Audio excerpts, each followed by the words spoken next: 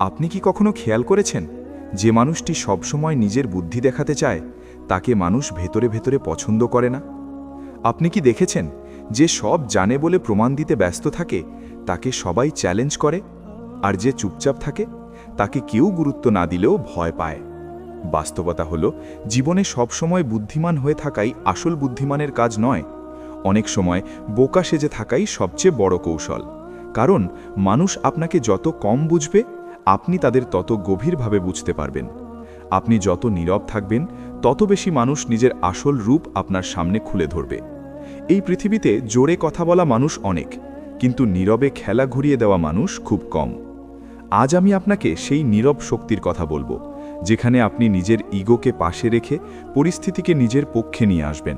মনে রাখবেন, যে নিজেকে প্রমাণ করতে ব্যস্ত সে খেলায় থাকে, আর যে চুপচাপ পর্যবেক্ষণ করে সে খেলাটা চালায়।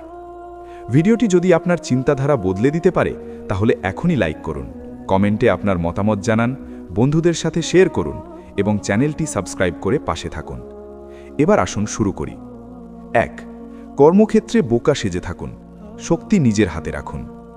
কর্মক্ষেত্র এমন একটি জায়গা যেখানে সবাই নিজের ক্ষমতা প্রমাণ করতে চায়।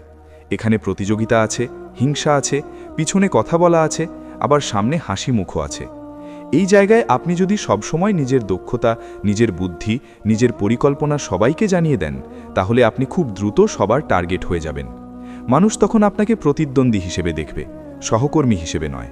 কিন্তু আপনি যদি অনেক কিছু জেনেও চুপ থাকেন, যদি সবসময় নিজের কার্ড ওপেন না করেন, তাহলে মানুষ আপনাকে হালকা ভাবে, আর ঠিক তখনই আপনি সবচেয়ে নিরাপদ অবস্থানে থাকেন। কর্মক্ষেত্রে বোকা সেজে থাকার মানে এই নয় যে আপনি সত্যিই অযোগ্য হবেন, বরং এর মানে হলো আপনি নিজের প্রকৃত সামর্থ্য সঠিক সময়ের জন্য জমা রাখবেন।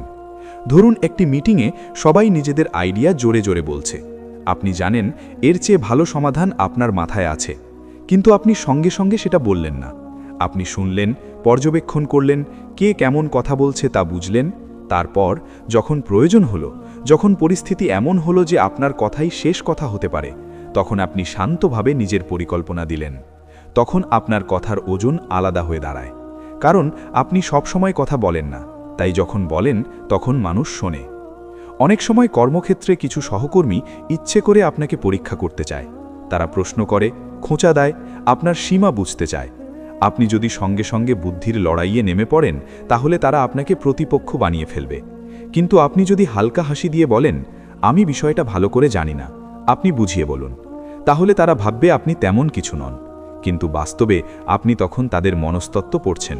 তারা কি ভাবে, কি চায়, কোথায় দুর্বল, সব আপনি বুঝে নিচ্ছেন। ভবিষ্যতে যখন দরকার হবে, সেই তথ্যই আপনার শক্তি হয়ে দাঁড়াবে। কর্মক্ষেত্রে আরেকটি বড় কৌশল হল সব কাজ নিজের কাঁধে তুলে না নেওয়া। অনেকেই ভাবে সব জানি, সব পারি, এই ইমেজ বানাতে হবে। ফলাফল কি হয়?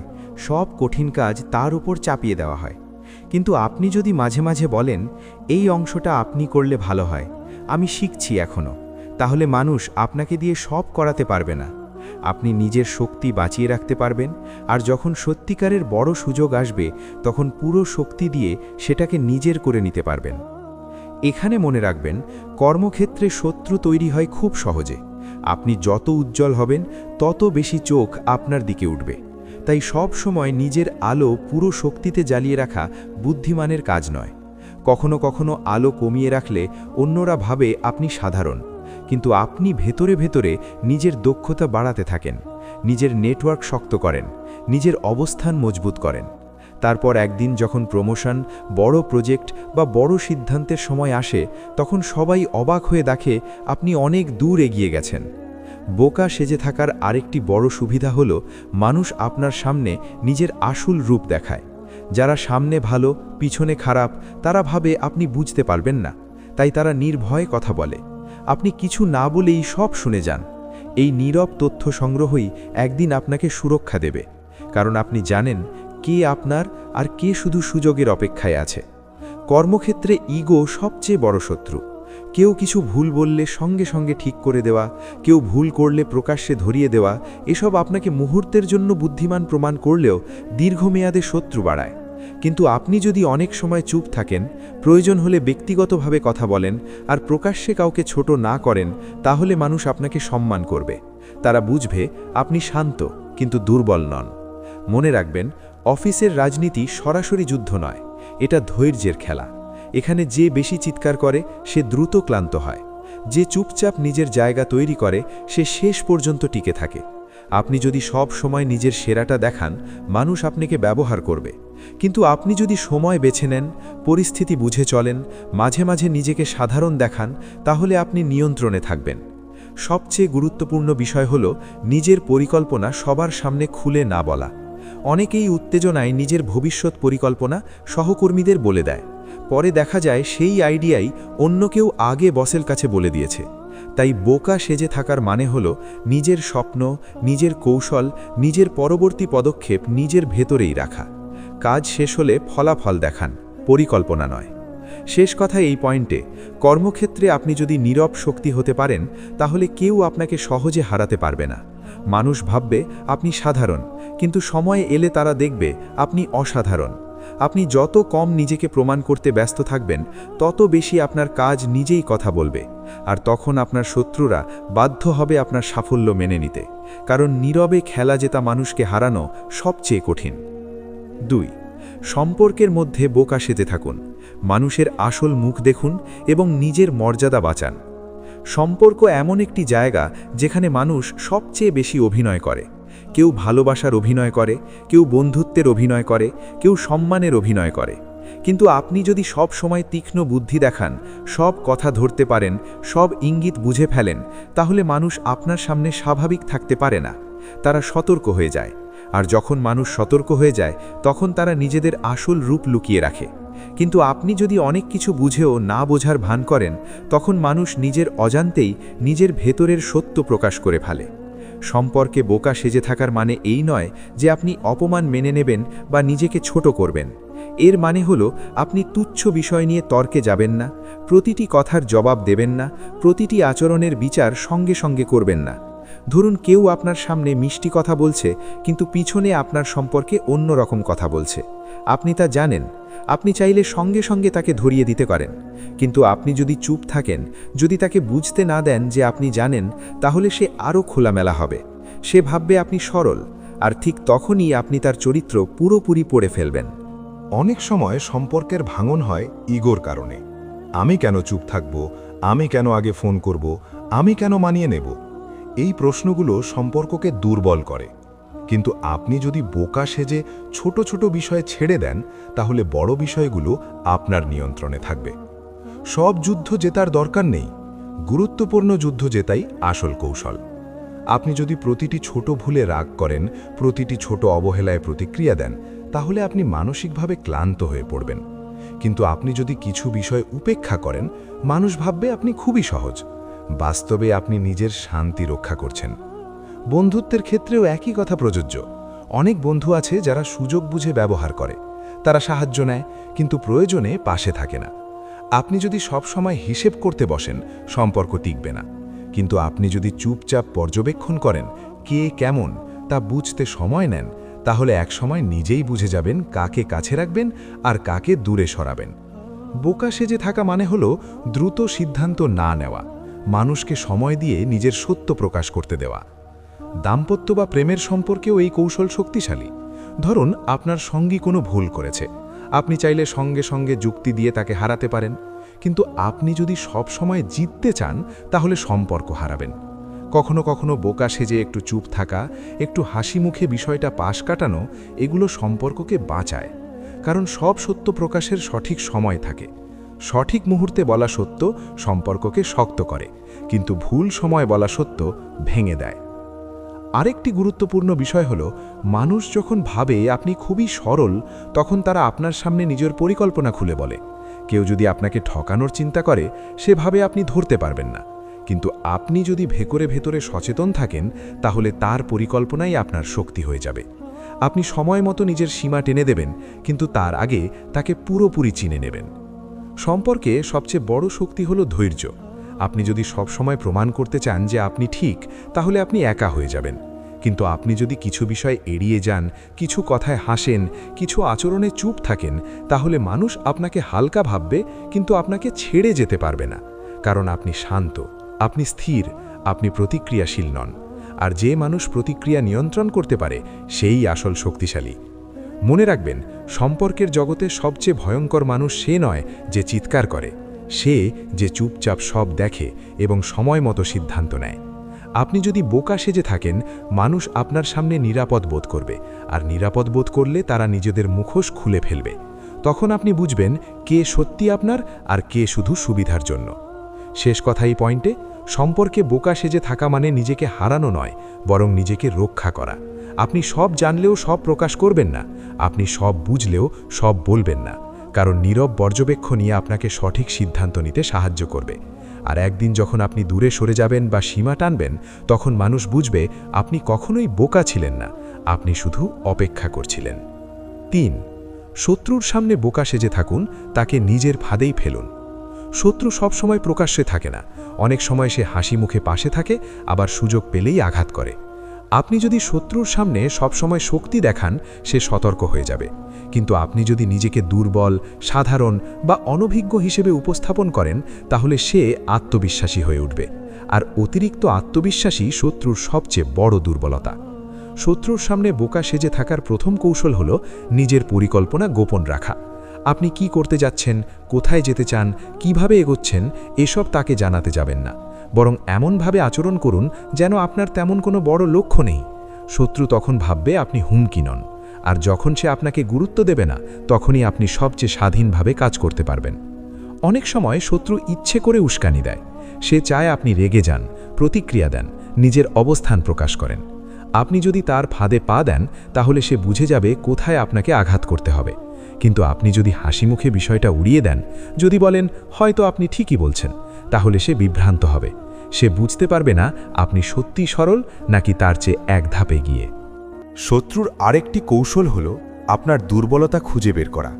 আপনি যদি সবসময় নিজের শক্তি দেখাতে থাকেন, সে সেই শক্তিকেই চ্যালেঞ্জ করবে। কিন্তু আপনি যদি নিজের সব ক্ষমতা প্রকাশ না করেন, যদি মাঝে মাঝে নিজেকে সাধারণ দেখান, তাহলে সে ভুল জায়গায় আঘাত করবে। আর যখন সে ভুল করবে, তখনই আপনি সঠিক সময় নিজের আসল শক্তি দেখাতে পারবেন। শত্রুর সামনে নীরবতা এক ধরনের অস্ত্র। আপনি যদি তার প্রতিটি কথার জবাব দেন, সে বুঝে যাবে কোন কথায় আপনি কষ্ট পান। কিন্তু আপনি যদি চুপ থাকেন, সে অস্থির হয়ে যাবে, কারণ মানুষ তখনই অস্বস্তিতে পড়ে যখন সে প্রতিক্রিয়া পায় না। আপনি যদি প্রতিক্রিয়া না দেন, শত্রু নিজেই নিজের ফাঁদে পড়বে। আরেকটি গুরুত্বপূর্ণ দিক হল তথ্য সংগ্রহ। শত্রু যখন ভাবে আপনি বোকা, তখন সে নিজের পরিকল্পনা নিয়ে নিশ্চিন্ত থাকে। সে ভাবে আপনি বুঝবেন না। কিন্তু আপনি যদি সচেতন থাকেন, যদি তার কথাবার্তা, তার চলাফেরা, তার আচরণ লক্ষ্য করেন, তাহলে আপনি তার আগেই প্রস্তুতি নিতে পারবেন। যুদ্ধ শুরু হওয়ার আগেই আপনি জিতে যাবেন। সবচেয়ে বড় বিষয় হলো ধৈর্য।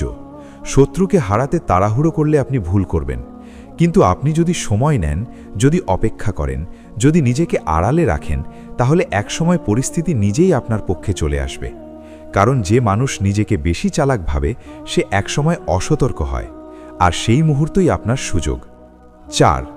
পরিবারের ভেতরে বোকা সেজে থাকুন। শান্তি, সম্মান এবং নিয়ন্ত্রণ নিজের হাতে রাখুন। পরিবার এমন একটি জায়গা যেখানে মানুষ সবচেয়ে বেশি আবেগপ্রবণ, আর সেই কারণেই এখানে সবচেয়ে বেশি ভুল বোঝাবুঝি, অহংকারের সংঘর্ষ এবং অপ্রয়োজনীয় তর্ক সৃষ্টি হয়। আপনি যদি পরিবারের ভেতরে সবসময় নিজের যুক্তি, নিজের বুদ্ধি, নিজের সঠিকতা প্রমাণ করতে যান, তাহলে সম্পর্ক ধীরে ধীরে শক্ত নয়, কঠিন হয়ে যায়। পরিবারে সবসময় জেতার চেষ্টা করলে শেষ পর্যন্ত আপনি একা জিতে যান, কিন্তু সম্পর্ক হেরে যায়। তাই অনেক সময় পরিবারের ভেতরে বোকা সেজে থাকাই সবচেয়ে বড় প্রজ্ঞা। বোকা সেজে থাকা মানে এখানে নিজেকে ছোট করা নয়, বরং অপ্রয়োজনীয় সংঘর্ষ এড়িয়ে যাওয়া। ধরুন কোনো বিষয়ে আপনার মতামত আলাদা। আপনি জানেন আপনি ঠিক, কিন্তু আপনি এটাও জানেন এই মুহূর্তে তর্ক করলে বিষয়টি বড় হয়ে যাবে, কষ্টের কথা বের হবে, পুরনো অভিযোগ উঠবে।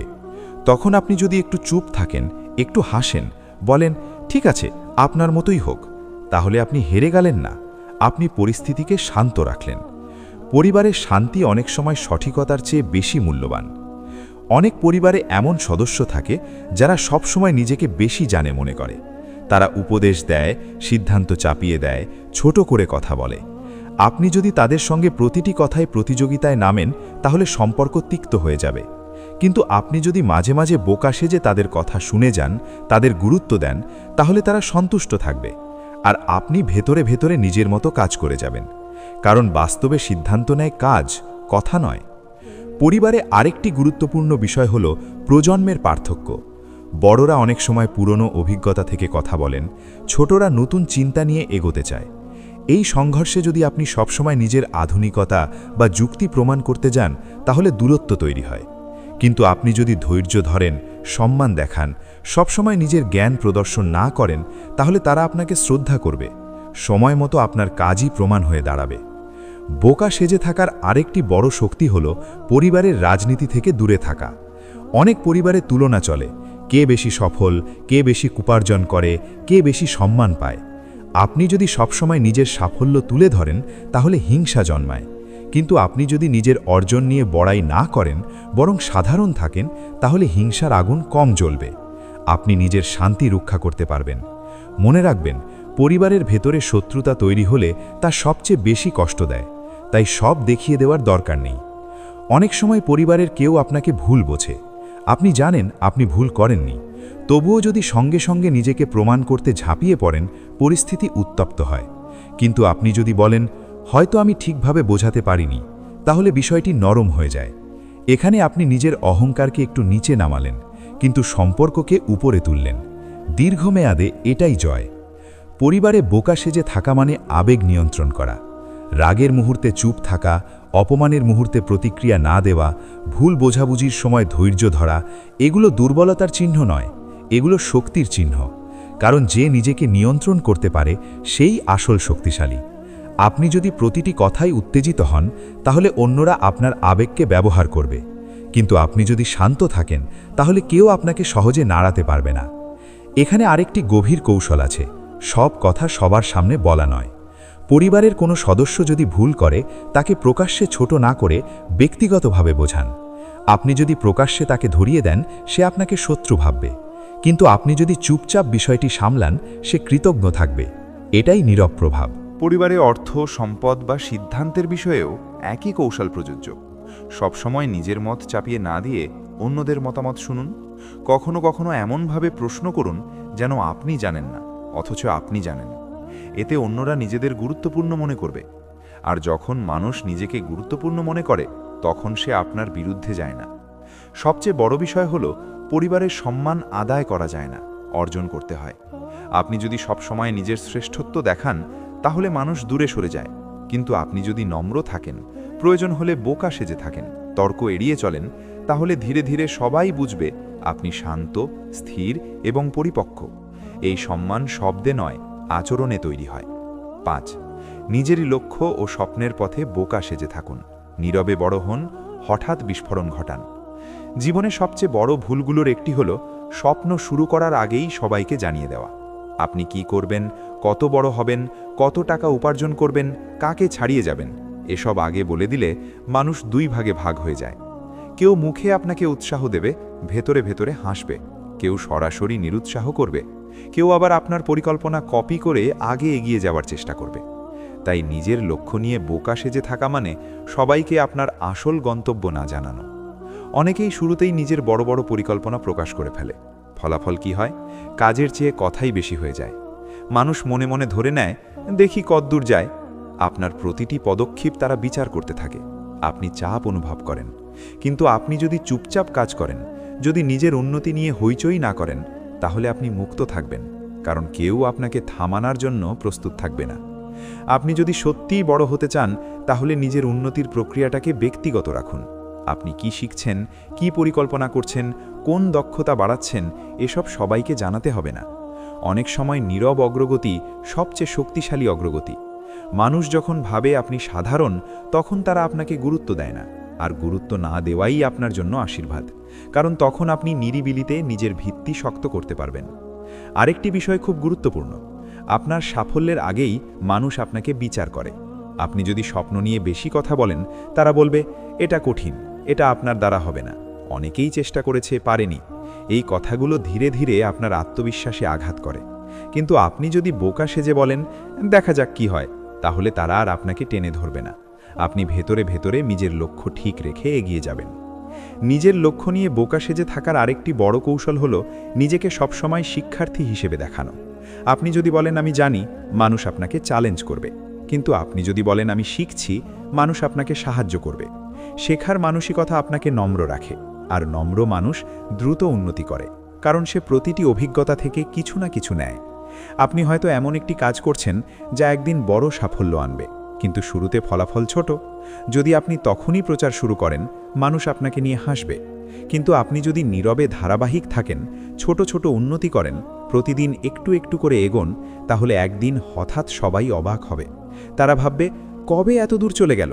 এই হঠাৎ সাফল্যই আসল শক্তি।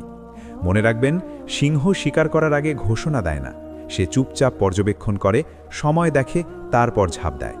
আপনার স্বপ্নের ক্ষেত্রেও তাই। বেশি শব্দ করলে মানুষ সতর্ক হয়ে যায়, কেউ বাধা দেবে, কেউ নিরুৎসাহ করবে, কেউ প্রতিযোগিতা শুরু করবে। কিন্তু আপনি যদি নীরব থাকেন, আপনার কাজই আপনার পরিচয় হয়ে উঠবে। আরেকটি গুরুত্বপূর্ণ বিষয় হলো নিজের দুর্বলতা প্রকাশ না করা। আপনি যদি সবাইকে বলেন কোথায় আপনি দুর্বল, কোথায় আপনি অনিশ্চিত, তাহলে কেউ কেউ সেটাকেই অস্ত্র বানাবে। কিন্তু আপনি যদি নিজের উন্নতির পথে নীরব থাকেন, নিজের দুর্বলতা নিজেই ঠিক করেন, তাহলে একসময় সেই দুর্বলতাই শক্তিতে পরিণত হবে। অনেক সময় কাছের মানুষও আপনার স্বপ্ন বুঝতে পারে না। তারা ভাবে আপনি সময় নষ্ট করছেন। আপনি যদি তাদের সঙ্গে তর্কে নামেন, সম্পর্ক নষ্ট হবে। কিন্তু আপনি যদি বোকা সেজে হাসেন, বলেন দেখি কি হয়, তাহলে তারা শান্ত থাকবে, আর আপনি নিজের গতিতে এগোতে পারবেন। সাফল্য এলে তারাই সবচেয়ে বেশি গর্ব করবে। নিজের লক্ষ্য নিয়ে নীরব থাকা মানে অলস থাকা নয়, বরং এর মানে হলো কাজকে কথার চেয়ে বড় রাখা। আপনি যদি প্রতিদিন নিজেকে একটু উন্নত করেন, একটু শিখেন, একটু এগোন, তাহলে 6 মাস, 1 বছর, 2 বছর পর আপনি আগের নিজের সঙ্গে তুলনা করলেও চিনতে পারবেন না। এই পরিবর্তন চিৎকার করে নয়, চুপচাপ হয়। সবচেয়ে বড় কথা, আপনার সাফল্য তখনই শক্তিশালী হয় যখন তা অপ্রত্যাশিত হয়। মানুষ যখন ভাবে আপনি সাধারণ, তখন আপনার উন্নতি তাদের কাঁপিয়ে দেয়। তখন তারা বাধা দেওয়ার সুযোগ পায় না, তারা শুধু ফলাফল দেখে, আর ফলাফল সব প্রশ্নের উত্তর দিয়ে দেয়।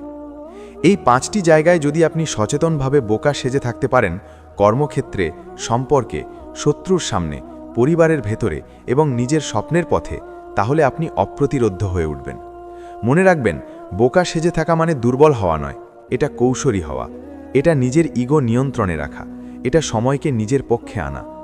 যে মানুষ সবসময় নিজের বুদ্ধি দেখাতে চায়, সে দ্রুত ক্লান্ত হয়ে যায়। কিন্তু যে মানুষ নিজের শক্তি আড়ালে রাখে, সে দীর্ঘ দৌড়ে জিতে যায়। আপনি প্রতিটি কথায় জবাব দেবেন না, প্রতিটি আঘাতে প্রতিক্রিয়া দেখাবেন না, প্রতিটি সন্দেহের উত্তর দেবেন না। আপনি শুধু দেখবেন, শিখবেন, অপেক্ষা করবেন, আর সঠিক সময়ে একবার এগিয়ে যাবেন, যেখানে আপনার কাজই কথা বলবে। তখন শত্রু চুপ থাকবে, সমালোচক নীরব হবে, আর যারা আপনাকে হালকা ভেবেছিল তারা অবাক হয়ে যাবে, কারণ তারা বুঝবে আপনি কখনোই বোকা ছিলেন না, আপনি শুধু নিজের সময়ের অপেক্ষায় ছিলেন। নীরব থাকুন, সচেতন থাকুন, ধৈর্য ধরুন, আর দেখুন কিভাবে আপনার জীবন ধীরে ধীরে আপনার নিয়ন্ত্রণে চলে আসে।